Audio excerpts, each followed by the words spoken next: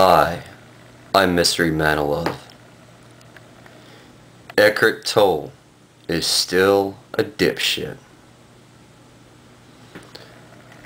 Here are the examples I'm going to give right now, and I'm going to explain everything that you could possibly know about not only this guy, but all New Age gurus.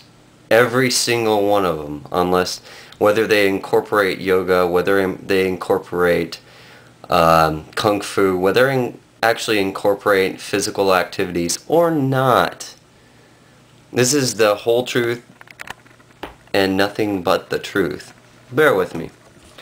Now, here are some of the, very few of the things that Eckhart Tolle says. He says, God or your essential nature is not something. What does that mean? He goes on to into a tangent, and he keeps on going and keeps on talking about things and makes it more mysterious and mysterious. You really ask more questions than answers. Here's another statement by him. The oneness within the totality of life. He's explaining how the metaphor, I guess there is some kind of metaphor, you know, biblical scholars might disagree with him, but apparently according to the Old Testament, the fruit that Adam ate was good and evil, and it gave us the ability to think and stuff like that. Well, that's a bunch of nonsense. It's a bunch of bullshit. Everybody knows that. We all evolved from different primates. Everybody fucking knows that. If you still believe that you didn't, then, well, I don't know what to say to you. All I can say is you have a odd belief system, and well, I got science behind me, so bam. Anyways, in one of his videos he talks about enlightenment, and he describes enlightenment as if it was something to add to yourself. Well, there's a lot of things that could add to yourself. Oh, that doesn't describe anything. And then he says, suddenly, or it suddenly transforms you into miraculous beings. And then he adds, as you already are. Isn't that a little sweet? Isn't that a little sweet little touch? Isn't that like just the most amazing thing you've heard? But what does it all mean? It's very metaphorical. It's very distant. It's very, I don't know, circumventing the problem. It's beating around the bush. I don't know about you. What's the point I'm trying to make here? Well, the point I'm trying to make here, assholes like him, Deepak Chopra, assholes like Jeezy Knight or Ramtha, whatever the fuck you want to call her. She's a disgusting bitch anyways. And they all do the same thing. Rhonda Byrne, she does the same thing. The video, What the Bleep Do We Know? There's nothing really important in that movie. It's the same feeling of, you know, what The Secret has to offer. I mean, The Secret basically puts out the idea that, well, thoughts are things, and you can create something from nothing.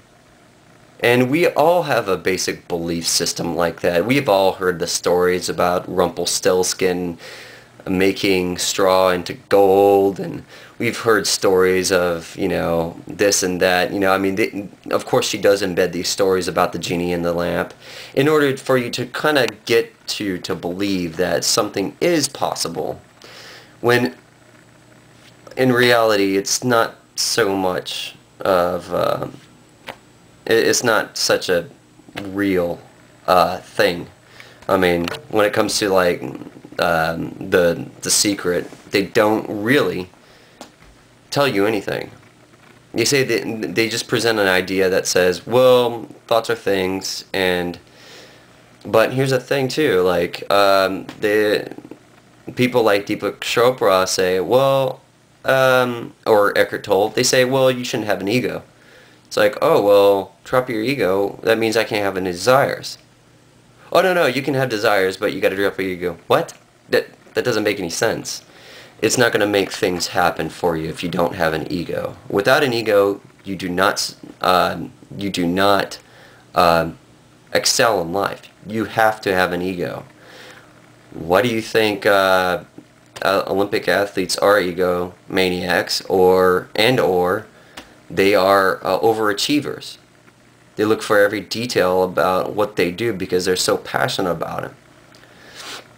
Now, I'm not saying it's a good thing or a bad thing. Yeah, there are some certain things where somebody like locks themselves into a room and works out for 2 hours a day, or like 2 weeks out of the year to mentally prepare for training. Yeah, that could be a bad thing on your social life, but it's great on your fitness and it's great on your Olympic abilities. It's not a bad thing or a good thing. I mean, ego is just ego. I mean, it's not, I mean, you definitely need an ego before you can grow, though. Without it, you cannot grow. All the examples I'm giving to you, I'm going to put these in the links in the description and the info, but I'm going to put these interviews with Darren Brown and Deepak Chopra by Richard Dawkins, and I'm also going to give you a video on mind control. And it's a video basically how to start a cult. It's nothing new. It's all scientific. It's all things to do with neuro-linguistic programming.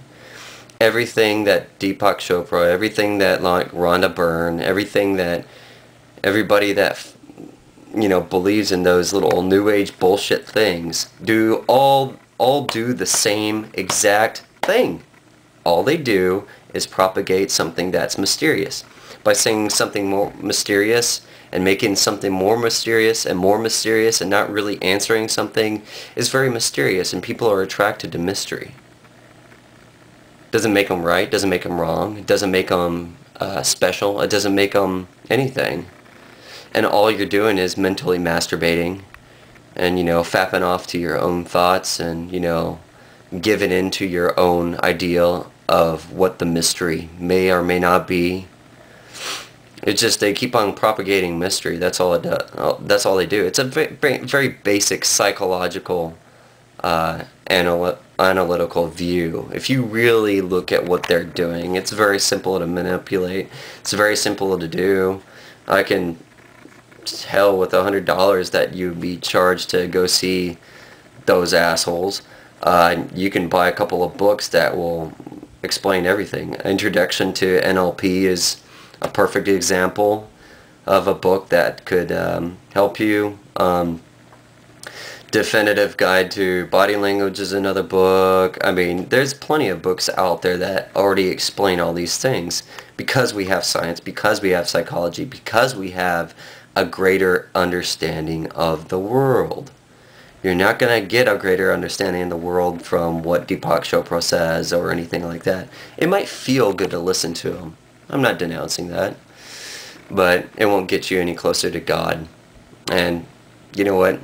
The term God is mysterious, and that's why people are so attracted to listening to this word God. And that's why Deepak Chopra in his interview, or not in his interview, but before his interview on his website, as Richard Dawkins was saying, is belief in the belief in the rock is a belief in God. What does that even mean? It makes absolutely no sense whatsoever on a level of understanding in the English language. But on an NLP level, neuro-linguistic programming level, it's just mysterious. It sounds mysterious because God is a very ambiguous term. And that's all I'm claiming that all these assholes tend to do. And guess what? Eckhart Tolle is still a dipshit. Now that I provide you all that information, it's not upon me to prove why I'm right, but it's upon you to prove why I'm wrong.